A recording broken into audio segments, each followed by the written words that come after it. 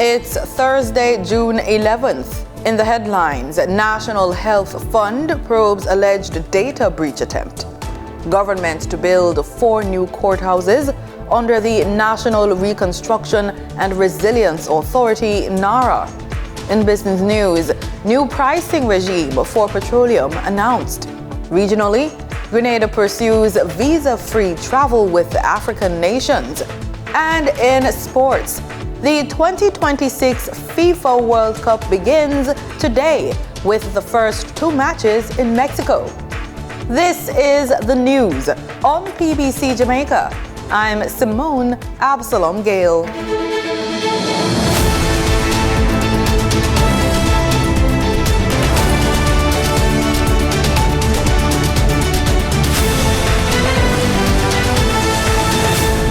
Plans are underway to construct 4 new state-of-the-art courthouses across the island. Justice Minister Delroy Chuck says the projects form part of the government's broader effort to modernize the justice sector and improve access to court services. In her report from Parliament, Danita Rodney tells us that 4 new courthouses are to be built in St. Elizabeth, Westmoreland, St. Anne and Trelawney, under the National Reconstruction and Resilience Authority, known as NARA. While making his contribution to the 2026-27 sectoral debate in the House of Representatives on Wednesday, Justice Minister Delroy Chuck explained that planning for the facilities began during the last fiscal year. It is the intention of the government that these 4 new courts will be part of the priority project to be facilitated by NARA, the National Reconstruction and Resilience Authority. These, Madam Speaker, is a major policy decision of the government, and I want to thank the Prime Minister and the Cabinet members for agreeing that these courts should form a part of NARA. Beyond the 4 NARA projects, the ministry is also pursuing public-private partnerships to construct additional court facilities in Manchester, St. Catherine, and a new Supreme Court complex in Kingston. Meanwhile, the St. Thomas Parish Court is expected to become operational early in the next fiscal year. They must be modern, iconic, state-of-the-art facilities, providing the full range of services expected from a contemporary court. Yes. So, Madam Speaker, we also anticipate that early in the next fiscal year, and I know the member from Eastern St. Thomas will be very happy to hear, the St. Thomas Parish Court will be operationalized as we strive to fulfill our mandate for a stronger justice system. Minister Chuck also noted that the Clarendon and Linstead courts have been upgraded, with further improvements planned for facilities in Hanover and Portland. At the moment, Madam Speaker, the Clarendon and Linstead courts have been successfully upgraded and locations are being explored in parishes such as St. James, while Hanover and Portland courts are to be upgraded to first-class standards. The many outstations in need of rehabilitation are a cause for concern and are being addressed, particularly those sharing space with the police stations. The Justice Minister says the investments are intended to create a more efficient, accessible, and resilient court system capable of meeting the needs of Jamaicans for decades to come. Reporting for the news on PBCJ, I am Danita Rodney. The National Health Fund is investigating a reported cybersecurity threat after receiving a communication from a hacker group claiming to have access to some of the agency's data. Health Minister Dr. Christopher Tufton disclosed this on Wednesday, and he says the claim has not yet been verified. There has been some communication from some deviant around this breach. So the NHF has confirmed receipt of a threat from a hacker group claiming to have access to some of the data. It's not yet confirmed, even though they have indicated some of the data that they say they have. The minister says immediate steps have been taken to strengthen the NHF's cybersecurity systems and reinforce security protocols while investigations continue. The team has reached out to MOCA to update them on the situation, and will engage with the relevant agencies further for support with the investigation. Minister Tufton was speaking at this week's post-cabinet press brief at Jamaica House. Nearly a week after Jamaica was plunged into darkness, questions remain about what triggered the June 5 island-wide electrical blackout. Addressing Parliament, Energy Minister Darrell Vaz acknowledged the widespread disruption and frustration experienced by households, businesses, and public institutions across the country. An outage of the magnitude of that experience on June 5th is downright unacceptable, and I fully understand the frustration felt by Jamaicans who were affected, especially in light of the fact that this has been going on for 20 years. According to a preliminary report from the Jamaica Public Service, the outage occurred during severe weather conditions, including heavy rain and lightning. However, the minister says investigations are continuing and the root cause has not yet been conclusively determined.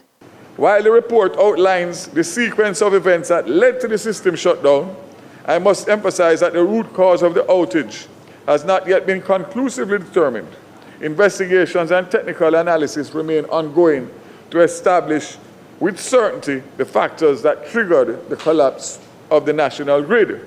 The blackout has renewed calls for greater accountability, with Minister Vaz saying compensation for affected customers should be considered.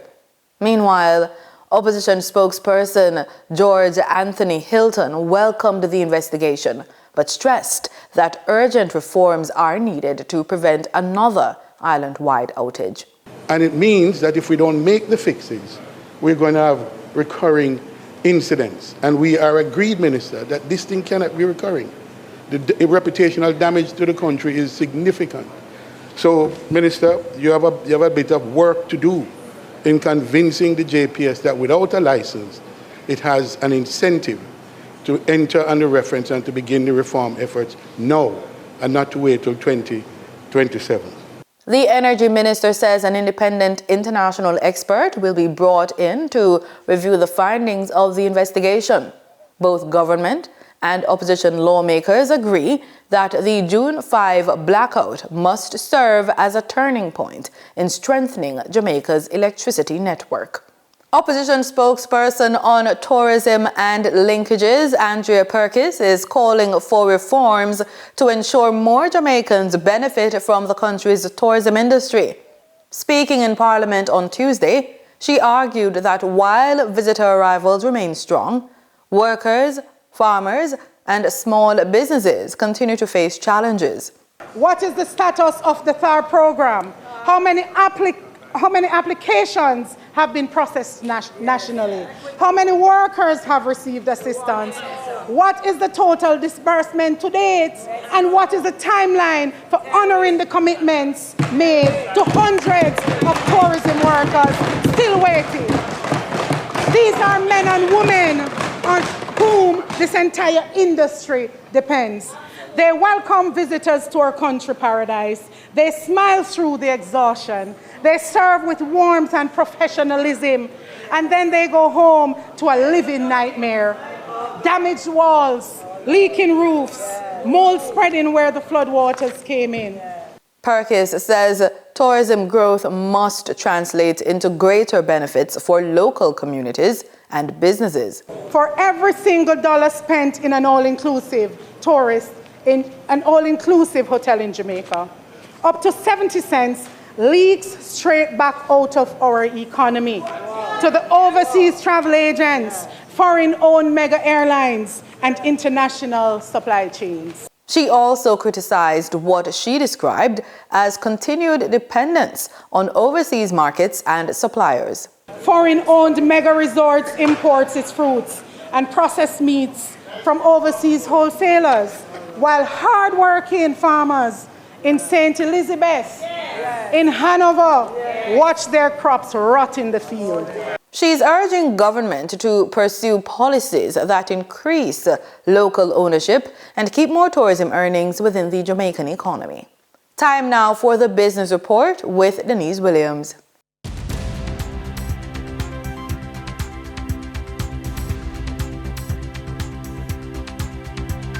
Welcome to today's Business Report. I'm Denise Williams, bringing you the developments shaping markets, capital access, and business decision-making across Jamaica and the region. Let's get into the stories that matter. PetroJam, Jamaica's sole oil refinery, has announced a change in its pricing mechanism aimed at improving its ability to manage shocks and disruptions. Under the revised system, price movements on diesel products will now be capped. Increases or decreases for automotive diesel oil and ultra-low sulfur diesel will be limited to $12.50 per liter. PetroJam says the new structure is designed to better align local fuel prices with international benchmarks while still shielding customers from sharp market shocks. According to PetroJam, the revised pricing model ensures a more balanced response to both increases and decreases in global oil prices. The company adds that dealers will continue to apply their markups to determine final retail prices. New fuel prices take effect today. CIBC Caribbean has announced that its Visa Debit, Visa Credit, and MasterCard credit cards can now be added to Google Wallets, enabling its clients to make secure, fast, and convenient digital payments using their compatible Android device. Google Wallet enables cardholders to take advantage of simple and secure contactless payments and digital card storage on both Android and Wear OS devices. Starting June 9, 2026, Google Pay will be available initially to CIBC Caribbean clients in Barbados, Jamaica, the Cayman Islands, the Bahamas, and Trinidad, with other territories to be added over time. The Bank of Jamaica will offer investors a fixed deposit option. The $15 billion instrument will mature on July 10, when investors will receive interest at a rate of 5.75% per annum, subject to the government's 25% withholding tax. The move follows the central bank's absorption of $53 billion on Monday and a further $27 billion last week. The central bank says it continues efforts to contain inflationary pressures by offering investment options. For the trading period of June 10, 2026, the most actively traded securities were Productive Business Solutions Limited US dollar ordinary shares with 74,785,654 units, representing 64.27% of market sales activity. Dollar Financial Services Limited with 8,809,722 units, representing 7.57% of market sales activities. Trans Jamaica Highway Limited with 5,753,765 units, representing 4.94% of market sales activities. Investor activity remained concentrated in transportation, distribution, and finance plays, signaling continued interest in dividend-producing and strategic assets. Turning to the foreign exchange market based on Bank of Jamaica data for June 10, 2026, Forex traders recorded significant activity with strong demand across major currencies. The US dollar trading margins reflected steady liquidity, with the US selling at $157.58 and buying at $159.13. For the Canadian dollar, moderate gains supported by $6.16 transaction spreads. The Canadian dollar sold for $115.59 and was bought for $109.43. For the British pound, continued volatility offered short-term trading opportunities of $1.24 in profits for the banks. The British pound sold for $214.03 and was bought for $212.79. These movements underscore the importance of cash flow timing and currency awareness for businesses managing import costs, debt servicing, or overseas exposure. For our credit report tip of the day, many people spend thousands of dollars each year on necessities such as fuel, groceries, utilities, subscription, and even business expenses. And travel reward cards allow you to earn points or miles from those purchases. The objective is not to spend more. The objective is to earn rewards from spending what was already planned. Over time, these rewards can be redeemed for flights, hotel stays, rental cars, vacation packages, and other travel-related expenses. So you want to create a travel reward strategy. A successful travel rewards plan is built around 3 principles. Maintain a healthy credit profile, choose a rewards card that align with your travel goals, and pay balances in full whenever possible to avoid interest charges. When these elements work together, everyday purchases can contribute to future travel experiences. For our funding and focus features, funding challenges don't have to hold your business back. Many small business owners believe that access to capital is their biggest obstacle. In many cases, however, the challenge is not funding itself, it's funding readiness. So to improve your ability to attract financing, maintain strong financial records so lenders and investors can clearly understand your business. Build and protect your credit profile by meeting financial obligations consistently. Develop a clear growth strategy that demonstrates how funding will be used to create value. Cultivate relationships with financial institutions before you need access to capital. Operate as a formal business with the proper registrations, compliance, and business systems in place. Funding decisions are built on confidence. The more prepared, organized, and strategic your business is, the more opportunities become available. Preparation today creates access tomorrow. And that's today's business report. I'm Denise Williams, bringing clarity to capital, markets, and strategy. Until next time, stay informed, stay intentional, and keep building forward. See you soon.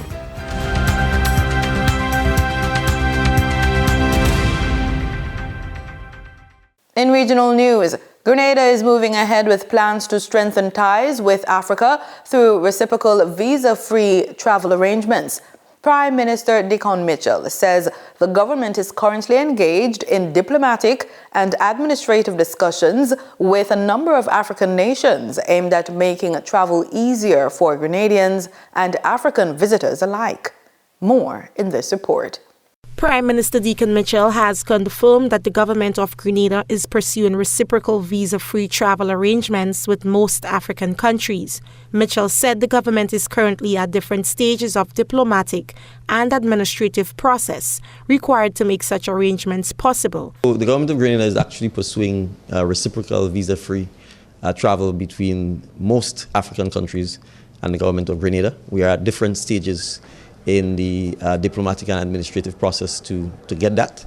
The Prime Minister noted that he could not provide a definitive answer on the current status of the process, explaining that discussions and procedures vary from country to country. He added that the Ministry of Foreign Affairs would be better positioned to provide a technical perspective on the progress being made. So I can't give you a definitive answer as to where we are with the process. The Ministry of Foreign Affairs would, from a technical point of view, be able to tell you that, but I can say from a policy point of view, it's not just Nigeria. It's a whole list of African countries that we are seeking to ensure that Grenadians can travel to their countries without having to require a visa, and that they can travel to Grenada without the need to have a visa.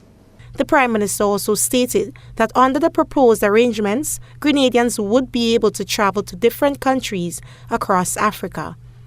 Reporting for GBN News, Shania McIntosh.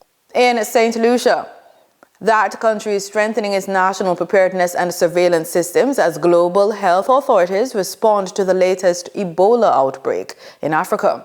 Health officials say enhanced screening measures have been reactivated at ports of entry, while regional partners are working together to improve early detection and testing capacity. The Ministry of Health is also updating its national Ebola response plans and ramping up public awareness efforts to safeguard the population. St. Lucia has moved to strengthen its national preparedness systems amid the global Ebola virus disease outbreak. The World Health Organization declared the outbreak affecting the Democratic Republic of the Congo and Uganda a public health emergency of international concern on May 17, 2026. According to St. Lucia's Chief Medical Officer, Dr. Sharon Belmar-George, regional bodies have joined forces to bolster screening for the disease. CARFA, in collaboration with CARICOM Impacts, has reactivated the enhanced risk-based travel history screening at points of entry by leveraging the Advanced Passenger Information System, which flags travelers arriving from or transiting through Ebola-affected areas. This approach strengthens early detection of travel-associated cases while maintaining efficient border operations and minimizing unnecessary disruption to travel and trade. Pointing to advancements in the region's testing capacity, Dr. Belmar-George detailed the transportation protocols for suspected case specimens from member states to CARFA labs for testing. The CARFA Regional Referral Laboratory now has the capacity to test for Ebola viruses and has coordinated transportation of suspected case specimens on behalf of CARFA member states.